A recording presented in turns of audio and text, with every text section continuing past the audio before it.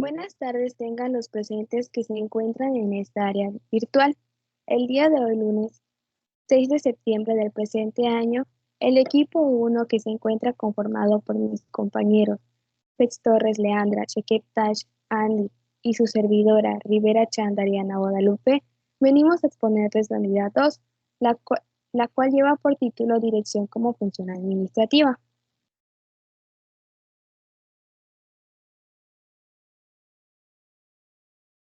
El proceso administrativo y sus componentes, como la planeación, organización, dirección y control, resultan de mayor importancia para la empresa dentro del sistema de toma de decisiones.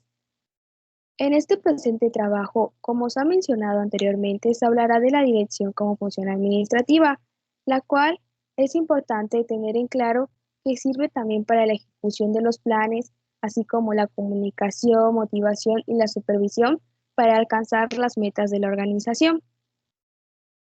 Teniendo en cuenta que es un elemento primordial para que se logre la realización efectiva de todo lo planeado por medio de la autoridad del administrador.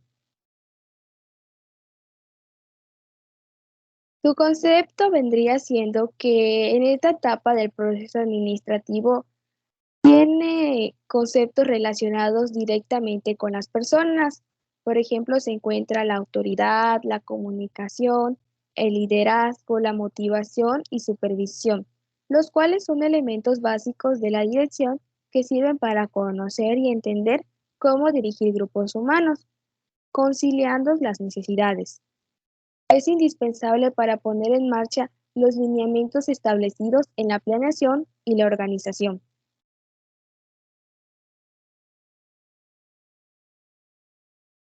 Como se podrá apreciar, estos son los autores que tienen relevancia acerca del concepto y, y en base a ellos se dice que, por ejemplo, Henry Fayol lo deduce como una vez constituido el grupo social, se trata de hacerlo funcional, se trata de hacerlo funcionar.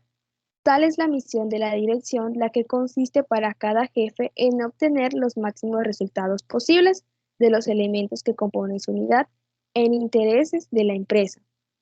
Esta es la manera en que Henry Fayol afirmaba que consistía la dirección como función administrativa. Por consiguiente, tenemos a Joaquín Rodríguez Valencia, la cual lo define como que es el proceso que realiza una persona o líder para motivar a los demás para efectuar un trabajo unido y de manera eficaz. También tenemos a Lourdes Muy Galindo, la cual tiene el concepto como que es la ejecución de los planes de acuerdo con la estructura organizacional mediante la guía de los esfuerzos del grupo social a través de la motivación, comunicación y supervisión.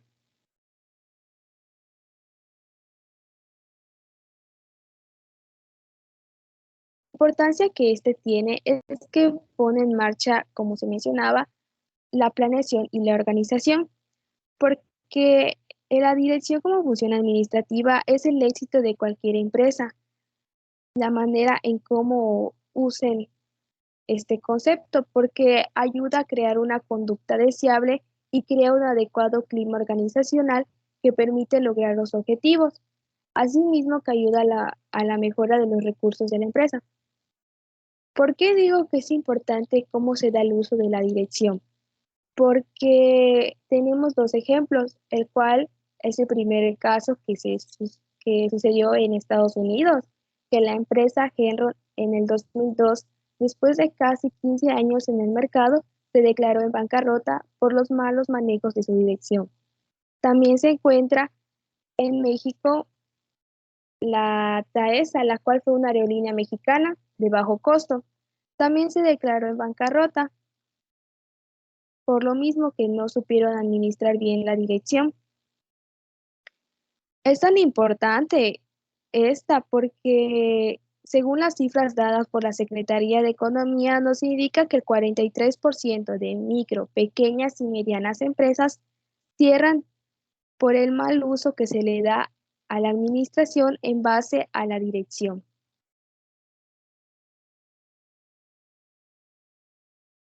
De igual manera, tenemos a los principios de la dirección, Como primero se encuentra la impersonalidad de mando, la cual dice que las órdenes no deben verse como arbitrarias o resultado de la voluntad de algunos jefes, sino que todas responden al cumplimiento de los objetivos. La segunda tenemos la supervisión directa, que es estar coordinados para la ejecución de planes y brindar apoyo para quien lo requiera. La tercera se encuentra que se llama la vía jerárquica, que es respetar los niveles jerárquicos en la transmisión de órdenes para mantener a la organización en armonía. La cuarta es la resolución del conflicto, los cuales dicen que si se llegara a ver un conflicto, esta debe ser considerada como una necesidad de cualquier organización, es decir, que se lleva a cabo la resolución de la misma. La quinta es el aprovechamiento del conflicto, que dice que es importante hacer un análisis de nuevas soluciones y estrategias que nos permitan mejorar las situaciones ya existentes.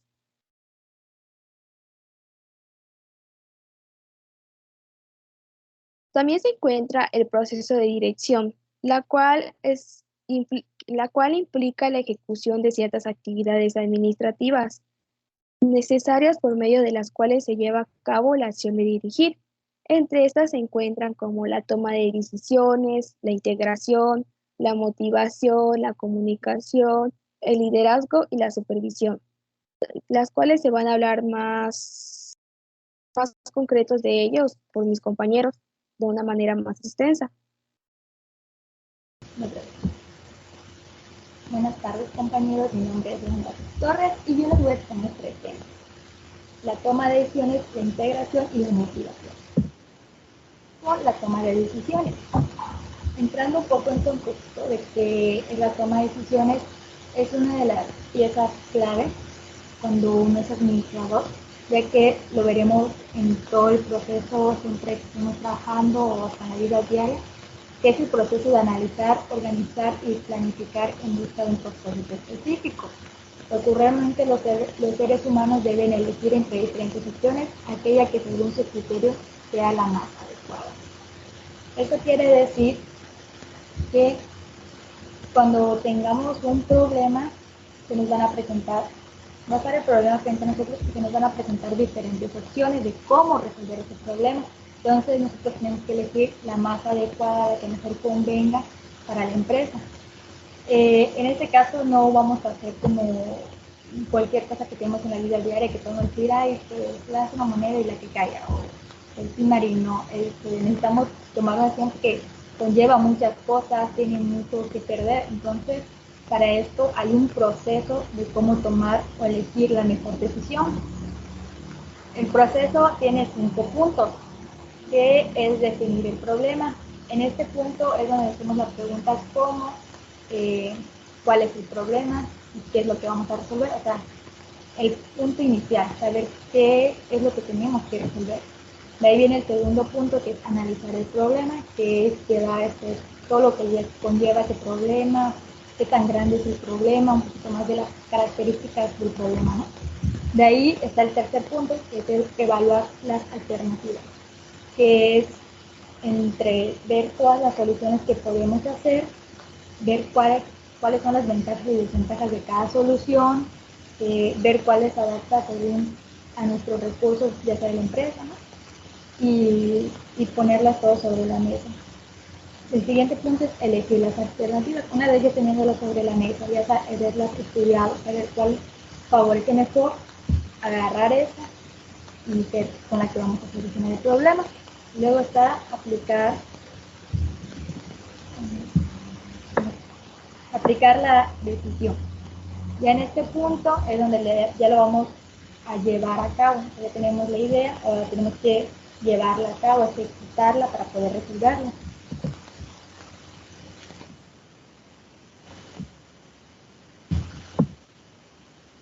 ¿Cómo influye en un administrador? Representa una de las mayores responsabilidades que debe asumir a nivel laboral. O sea, es de las principales cosas que tenemos que saber para poder trabajar de una buena manera y tener buenos resultados. Tomar la decisión correcta es una de las metas de quienes practican la gerencia. Para ello deben contar con ciertos conocimientos, una amplia experiencia en el tema y seguridad personal, que es como que los que les decía, que a la hora que estemos trabajando nosotros necesitamos saber bien esto del proceso de toma de decisiones, ya que a la menor hora no vamos a entrar en pánico, no vamos a decir, no, pues cualquiera, ¿no? Al azar, ¿no? Tenemos que saber porque tenemos mucho que perder, podemos perjudicar a la empresa, pueden despedirnos por no haber tomado la decisión correcta, entonces tenemos que tener bien en claro todo sobre el tema de la toma de decisiones, del proceso, para así facilitarnos y tener una guía de cómo resolver cada que se nos presenten los problemas. En la toma de decisiones existen tipos. Están la de según su jerarquía, según su método y según el número de individuos que la toman. Según su jerarquía están las estratégicas, las tácticas y las operativas, que suelen ser muy determinadas, muy específicas, siempre suelen tener un fin en específico. Y luego están las de según su método, que están las programadas y las no programadas. Las programadas suelen tener políticas, reglas, lo cual facilitan la toma de decisión. Y las no programadas son cuando no son tan recurrentes, se presentan problemas que no son muy comunes, por los cuales suelen tener un trato más especial. Y según el número de individuos que la toman. En esto están los individuales y los colectivos. Los individuales son de que suele tomar una sola persona o un individuo, y las colectivas son de más personas, de dos o un conjunto de personas que se juntan a tomar la decisión. Un ejemplo es la planificación que se hace en Walmart.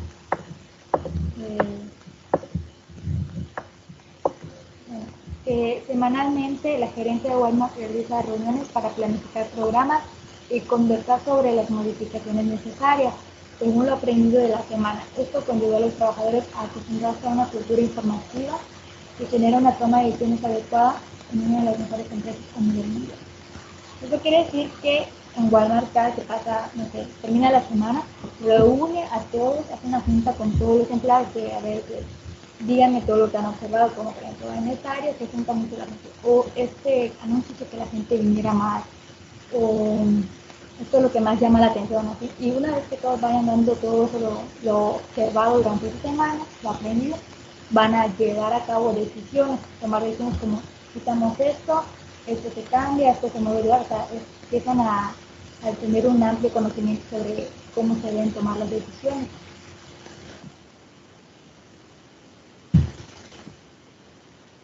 Luego tenemos el segundo tema, que es la integración. La integración es el acto de unir, de juntar todas las piezas para convertirlo en uno solo, o sea, como tipo un rompecabezas. Abarca diferentes áreas, como puede ser la económica, la social, la regional, la religiosa, la racial, organizacional, entre otras. Hasta en la vida diaria lo vemos mucho. La integración como función administrativa tiene cuatro procesos. Eso es lo que hemos hablado mucho antes, de que la persona adecuada para el puesto adecuado. Es decir, un ejemplo, no vas para tu papel, no sé, de boda, no vas a contratar a un ingeniero porque no cumple con las características de una persona para hacer un pastel. Para eso vas a pedir, no sé, a un chef, un profesional en repostería que sabes que cumple con las características que necesitas para ese trabajo. Pero bueno, el primer punto es el reclutamiento, que es tener a los candidatos para el puesto, es decir, juntar a las personas que quieres que pueden ocupar ese puesto. El segundo punto es la selección, que es elegir al más apto para el puesto, es decir, el que cumple mejor con las características, el que se adapta mejor al puesto. Luego está la introducción, que es como darle una bienvenida a la empresa, estarle explicando cómo funciona, explicarle, mostrar. Y luego está el desarrollo, que es más bien como de irlo capacitando para que conozca bien cómo funciona la empresa y así lograr un nivel alto de eficiencia en esa persona. Ahora sí, el tercer tema es la motivación. Empezando con el concepto, que Dice que es uno de los puntos más importantes para la dirección. La motivación es un estado interno que activa, dirige y mantiene la conducta de la persona hacia metas o fines determinados. Es decir, que una buena motivación a una persona puede hacer que su actitud a la hora de hacer un trabajo cambie, a diferencia de una persona que está acostumbrada, que sabe que pues solo está cumpliendo con su trabajo, que no le va a venir un agradecimiento a la hora de terminarlo. Influye mucho en las conductas a la hora de hacer un trabajo, el que tiene motivación y el que no tiene. La felicitación o reconocimiento como recurso motivacional. Las personas están más inclinadas a repetir una acción si sus consecuencias son agradables. Por lo tanto, aumentará la probabilidad de aparición de ese comportamiento y de la misma forma no son muy dadas a repetirlas si las consecuencias son desagradables. Es decir, que una persona que sabe que al terminar el trabajo va a tener una recompensa, va a tender a hacerlo bien, a sacarse mejor, a echarle más ganas, porque pues obviamente creo que cualquiera cuando sabe que hay una recompensa como que se pone con otras actitudes. Los ejemplos, dice, dar oportunidades de ascender, permite escalar posiciones a tus empleados dentro del organigrama de la empresa. Esta técnica ayudará al trabajador a sentirse valorado y comprender que su trabajo y esfuerzo tienen sentido. Es decir, si capacitas a una persona que está dentro de la empresa y le dices que si hace un buen trabajo, tiene oportunidad todavía de escalar, o sea, de tener un puesto mayor, un mejor sueldo, obviamente esa persona desde un inicio va a tener buenas actitudes, le va a echar demasiadas ganas porque sabe que tiene la oportunidad de escalar, de ascender. Aquí hay dos ejemplos que dice, el que logre más ventas al mes será ascendido. Este es un ejemplo de motivación para que los empleados se pongan más alertas, estén así porque saben que si gane será ascendido o mejor puesto. El empleado del mes se lleva un bono, que es como que un pequeño ejemplo. De igual manera, pues obviamente todos se van a querer comportar bien, hacer todo bien para obtener esa recompensa. Es decir, que la motivación hace que cambie su actitud y su forma de pensar de muchas personas.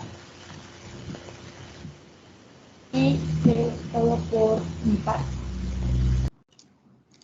Buenas tardes, compañeros y maestra. Yo soy Andy Raciel de Jesús Chiqueptash y a continuación les voy a explicar los siguientes puntos que competen a la parte que es del proceso de la dirección, empezando por el 2.4.4, que es la comunicación. La comunicación es el acto de comunicar o comunicarse. Es una acción que se lleva a cabo siendo consciente entre dos o más personas. Esto con la finalidad de poder dar a expresar, dar a conocer ciertas ideas, puntos de vista o conocimientos. La comunicación es uno de los puntos más importantes dentro de la dirección porque ayuda a mantener un buen ambiente laboral, así como también ayuda a que la información entre los jefes y los subordinados, los empleados en este caso, se dé de manera fluida y no exista ciertas confusiones entre la comunicación, entre lo que el jefe quiere darles a entender. Así como también existe la posibilidad de que se genere círculos de confianza entre los mismos empleados. La comunicación consta de 3 elementos básicos. El primero es el emisor, quien es la persona de donde la información va a salir. La persona que quiere dar a conocer su opinión, su punto de vista, la que quiere comunicarse. El transmisor es el medio por el cual va a fluir la comunicación. Y este puede ser verbal o también puede ser escrito. Y el receptor va a ser la persona quien recibe y entienda dicho mensaje que el emisor le está queriendo dar a entender. Y si bien también la comunicación tiene ciertas clasificaciones, pero en este caso, para lo que competen en la dirección, se clasifica en estas 6 formas. Son las que también se han identificado más dentro de las empresas. La primera es la vertical, que es un tipo de comunicación donde se basa a partir del organigrama general de la empresa. Es decir, que la información fluye entre todo el organigrama general, de arriba hacia abajo. La parte de la comunicación horizontal, en ella también se basa a partir de los niveles jerárquicos del organigrama. Es decir, las personas que están en el, por ejemplo, segundo nivel jerárquico dentro del organigrama, entre ellas se puede dar la comunicación. Puede ser que el nivel jerárquico sea de los jefes, entre ellos se va a dar ese tipo de comunicación. La verbal, que pues es hablar, estar frente a una persona, hablar de frente a frente. La escrita, que es mediante nuestra propia letra, puede ser a partir de cartas, oficios, memorándums, etc. Y en esta parte de la comunicación formal e informal, pues la diferencia radica en que la comunicación formal, el tipo de palabras que se utilizan para dirigirse a la persona que se le quiere dar un mensaje, es muy diferente a la informal. Por ejemplo, en la formal podemos hablar de nosotros, tratar de comunicarnos con un maestro. Las palabras que utilizaremos para ello no serán las mismas como si fuera de forma informal. Como por ejemplo, que nosotros queramos comunicarnos con un compañero, no será de la misma manera en la que se quisiera comunicar con un maestro. Esto es lo que pasa en las empresas. Un empleado no puede dirigirse de la misma manera a su jefe o al director de la empresa, de la misma manera en la que lo hace con un compañero de trabajo. La comunicación es algo muy importante dentro de este proceso de la dirección, ya que nos ayudará a identificar ciertos problemas que existan dentro de la empresa y dentro de los mismos empleados. Y para ello nos ayudará también a saber qué medidas tomar para poder darle solución a dichos problemas. Ahora continuamos con el liderazgo. El liderazgo son aquellas cualidades que una persona tiene para poder dirigir a sus subordinados. El líder es aquel que tiene la capacidad de poder llevar a los demás hacia el alcance de sus propias metas, ya que él posee la capacidad de darle motivación e inspiración a los demás. Sirve como una fuente de inspiración para que las personas que estén a su cargo sientan esa necesidad de querer hacerlo, no solo por cumplir, sino por gusto.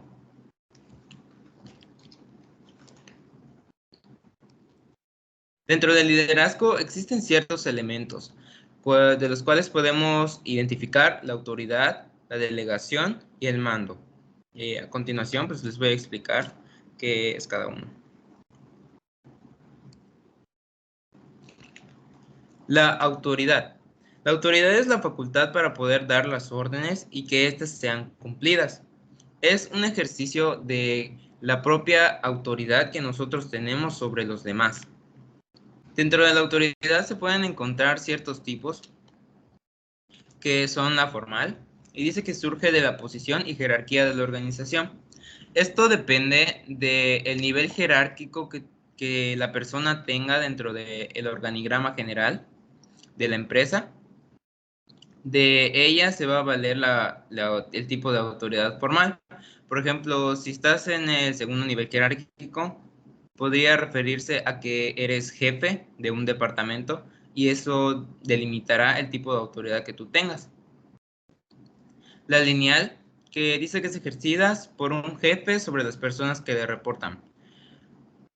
Como hemos visto en el semestre pasado, los tipos de estructuras organizacionales, la estructura lineal empieza a partir de un jefe un jefe superior y de ahí se deriva hacia los jefes de departamentos y de los jefes de departamentos hacia los empleados. Entonces la lineal, pues es aquí, como menciona, se refiere a que el jefe, el director general de la empresa, es quien tendrá la autoridad máxima para poder decidir sobre las acciones que se llevarán a cabo. La funcional, que dice que es ejercida por uno o más jefes, que en este caso se refiere a los diferentes jefes que se pueden tener. La técnica o la staff dice que surge de los conocimientos especializados. En este caso se refiere a que el director general de la empresa es el que recurre a un grupo especializado de personas que son externas a la empresa para poder pedirle su opinión sobre cómo tener autoridad sobre las personas que trabajan para él. Y la personal, que dice que proviene del carisma y la personalidad de la gente. En este caso, la persona que tenga la autoridad podrá valerse por sí mismo a partir de sus valores, de su personalidad, de su carisma, de la forma en la que es, cosas así. Es prácticamente a lo que se refiere. Continuando con la delegación, nos dice que este elemento se manifiesta claramente la esencia de la dirección y el ejercicio de la autoridad. En este caso es la parte en la que se ejerce un poco de autoridad y la responsabilidad para actuar ante las decisiones que se vayan a tomar. Por ejemplo, las ventajas que dice que esta parte puede tener: el ejecutivo puede dedicarse a las funciones estratégicas y motivar a los subordinados. La motivación es uno de los puntos muy importantes también en esta parte para un líder. El líder siempre tiene que motivar a las demás personas para que puedan cumplir sus objetivos. También nos dice que es necesario, en este caso, delimitar la autoridad y responsabilidad. Muchas veces dentro de las empresas no delimitan la responsabilidad que cada persona vaya a tener en el área que esté asignada. Y es por ello que también se va al fracaso en las empresas, ya que no saben realmente lo que deben de hacer y no se pueden cumplir claramente los objetivos. Capacitar al personal también es una parte importante, porque cuando tú entras a una empresa no sabes realmente cómo funciona, y esta parte es para darnos una idea de cómo funciona la empresa, cómo está constituida, quiénes son las autoridades y establecer estándares. Continuando con el mando, nos dice que es la acción que ejerce el líder sobre los subordinados para poder dirigirse a ellos, poder persuadir e influir, para poder tener su obediencia. Es decir, que ellos sean obedientes hacia las órdenes que el líder le dé. Y aquí tenemos lo que son las órdenes y las instrucciones, que será la manera en la que el mismo líder se va a dirigir hacia ellos. Las órdenes, dice que para poder dar órdenes se deben considerar los factores siguientes, que es transmitirla por escrito con claridad y precisión. Aunque no solamente puede ser por escrito, también puede ser de forma verbal, de frente a frente, pero igualmente hay que ser claros y precisos para que la persona a la que le estemos dando la orden pueda entender claramente lo que debe de hacer y pueda cumplirlo. Explicar y fundamentar la necesidad de su cumplimiento. Siempre hay que explicarles a las personas que es muy importante que realicen cada tarea que se les asigne, ya que de ello depende el cumplimiento de las metas y los objetivos que se tengan planteados. También dice que debe ser oportuna y debe motivar al personal. No solo por dar órdenes significa que debes cumplirlo por cumplirlo, sino que también debe haber cierta motivación para que la persona no deje el trabajo a medias.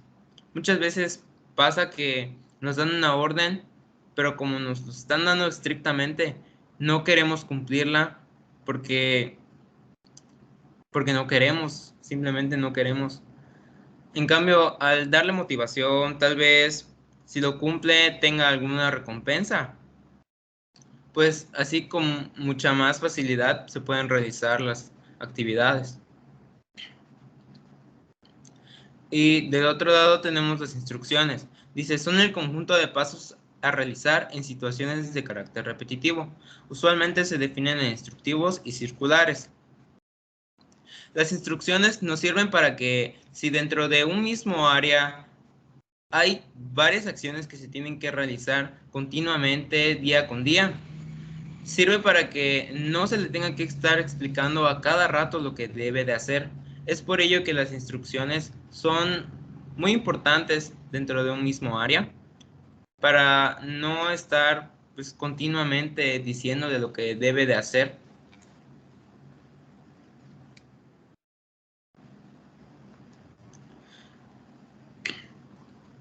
Ahora tenemos las cualidades y habilidades de un líder. Comenzando con las cualidades, nos dice que debe tener energía. No hay nada mejor que un líder que tenga energía, no un líder que esté apagado, que no tenga ganas de hacer nada. Y también debe ser sereno. Debe tener conocimiento de relaciones. En esta parte del conocimiento de relaciones se refiere a la parte en la que el líder sabe relacionarse, sabe comunicarse con las demás personas con mucha facilidad. Debe ser empático, también debe ser objetivo. Esto se refiere a que debe de saber expresar lo que realmente quiere decir, debe ser claro en lo que quiere dar a entender. La motivación personal. En esta parte de la motivación personal debe de alentar hacia los empleados a que cumplan sus propias metas, para que no por un tropiezo se vayan a detener y dejen el trabajo a medias. Deben de continuar. Es por ello que el líder debe saber motivarlos. También debe ser persistente, tener iniciativa y ser convincente. De este lado continuamos con las habilidades del líder. Nos dice que debe de ser guía. Debe saber cómo llevar a su equipo de subordinados hacia el éxito, hacia el cumplimiento de sus metas y sus objetivos. Debe saber darle solución a los problemas y reducir los conflictos. Debe saber tener buena relación y comunicación, y también debe saber enseñar. ¿A qué nos referimos con enseñar? Enseñar, pues, se refiere a poder mostrarles que ellos puedan aprender del líder. El líder será su base, será su ejemplo a seguir, y de las acciones que el líder pueda realizar, será las consecuencias, será lo que se refleje en sus subordinados.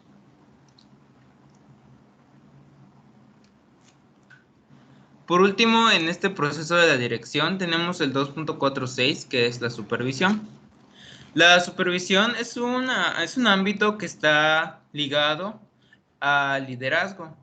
Muchos autores lo consideran, a veces dentro del mismo liderazgo, lo consideran como un aspecto muy relevante dentro del liderazgo, ya que son conceptos muy similares. Primero tenemos que Reyes Ponce nos dice que supervisión deriva de super, que es sobre, y de visum, ver. Entonces es ver sobre, revisar, vigilar. Pero para Munch Galindo dice que consiste en vigilar y guiar a los subordinados de tal forma que las actividades se realicen adecuadamente. La supervisión es un acto de verificar el trabajo que las personas estén realizando dentro de la empresa. Es decir, se debe de verificar que las actividades, las acciones que estén realizando conforme a lo que se les tiene establecido de acuerdo a las órdenes que se les han dado, debe de verificar que estén siendo correctas, ya que si en dado caso se tuviera algún error o mal manejo en esas actividades, se debe de corregir de inmediato para que eso no pueda tener repercusiones en el cumplimiento de las metas y los objetivos. Las características que debe tener un supervisor.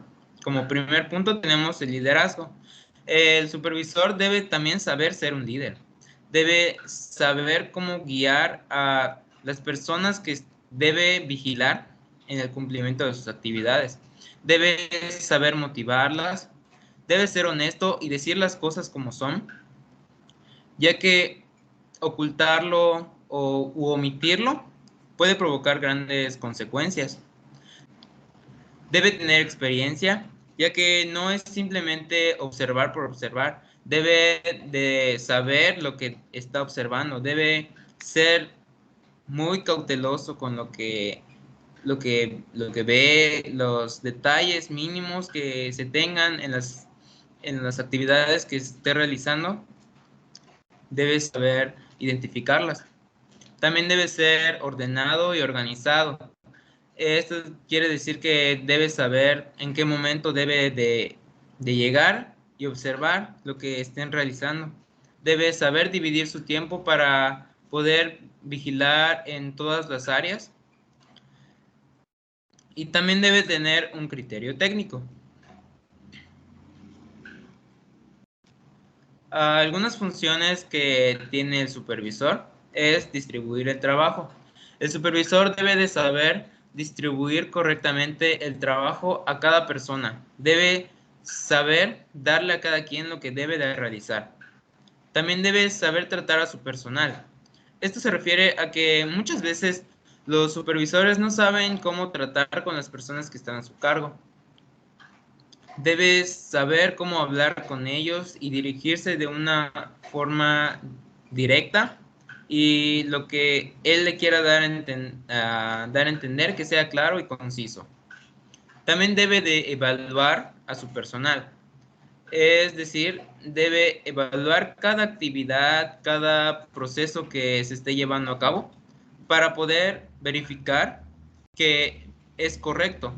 Esta verificación, bueno, la evaluación se puede llevar a cabo cada semana o cada 15 días, dependiendo de los avances que se vayan teniendo en el proceso. También debe instruir y capacitar a su personal. Esta parte es muy importante, ya que muchas veces las personas que se estén designando a los cargos y al desarrollo de las actividades no saben realmente lo que deben de hacer. Entonces se les debe dar como un pequeño curso de capacitación para que ya ellos tengan la idea, y conforme a las órdenes e instrucciones que sus jefes le vayan dando, pues ya puedan realizar correctamente el trabajo. También debe recibir, tratar y dar soluciones a las quejas del personal a su cargo. También, en ocasiones, las personas que están realizando las actividades no están conformes con lo que están haciendo, o con el ambiente laboral también podría ser. Y pues el supervisor debe darle solución para que no se atrasen. Algunos beneficios de la supervisión: dice que mejora la productividad del personal. También permite fluidez en la comunicación, optimiza la relación jefe-subordinado, corrige errores, identifica necesidades, inquietudes, deseos, temores de los empleados. Como último tema tenemos el 2.5, que son las técnicas y herramientas de la dirección. De lo que pude investigar, las técnicas y herramientas más comunes dentro de la dirección son también usadas en la de la planeación: las cuantitativas y cualitativas. Entre las cuantitativas, algunas de las más relevantes son el árbol de decisiones, la PERT, técnicas estadísticas, programación lineal. Y en las cualitativas está la tormenta de ideas, equipos de trabajo y la Delphi. Primero tenemos los árboles de decisiones. Esta técnica recibe su nombre debido al tipo de estructura que tiene el diagrama al ser diseñado.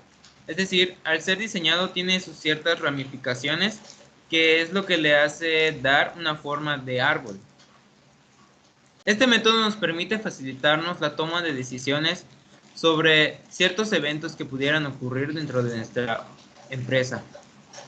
O también podría ser para evaluar riesgos, los costos, beneficios y muchas otras opciones que se nos puedan presentar.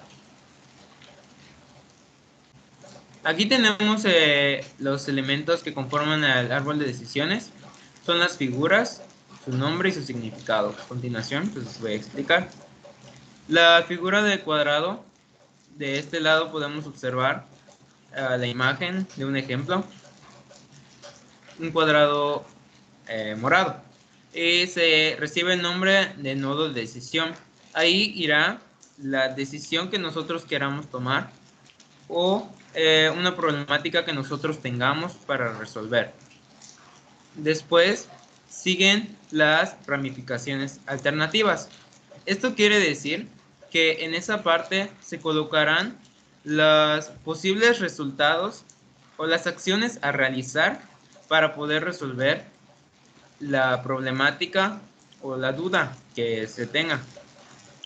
Seguidamente se pondrán estos círculos de color gris, que bueno, en esta parte está el color carne.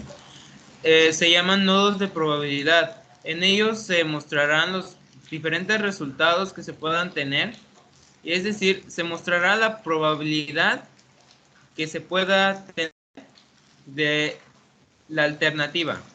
Es decir, hay diferentes probabilidades que lleven a un resultado bueno o un resultado malo de dicha alternativa. Por ejemplo, aquí en estas ramificaciones de las alternativas tenemos que 75% podría ser mantener el trabajo y 25% perder el trabajo. Es decir, la probabilidad más alta y la que más conviene sería mantener el trabajo.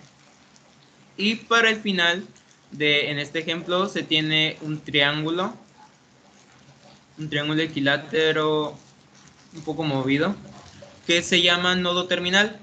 Indica cuál sería el resultado conforme a esa probabilidad que ya se ha establecido.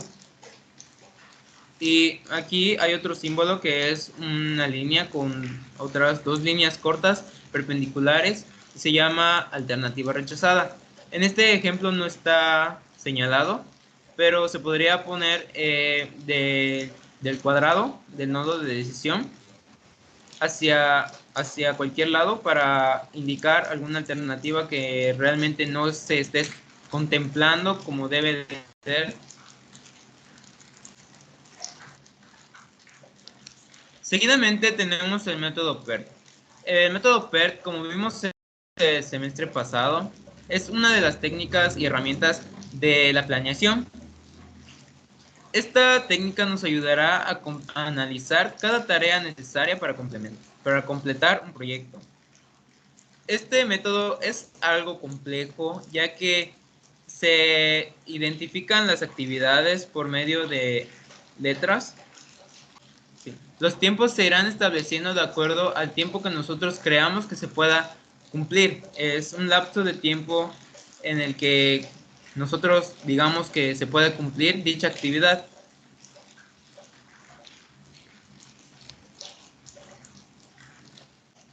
Ahora tenemos las técnicas estadísticas.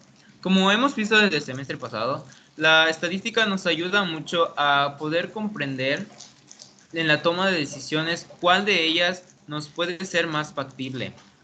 A partir de las diferentes herramientas, las diferentes fórmulas y las diferentes variables, entre las que está la media, la mediana, la moda, también la desviación estándar y la varianza.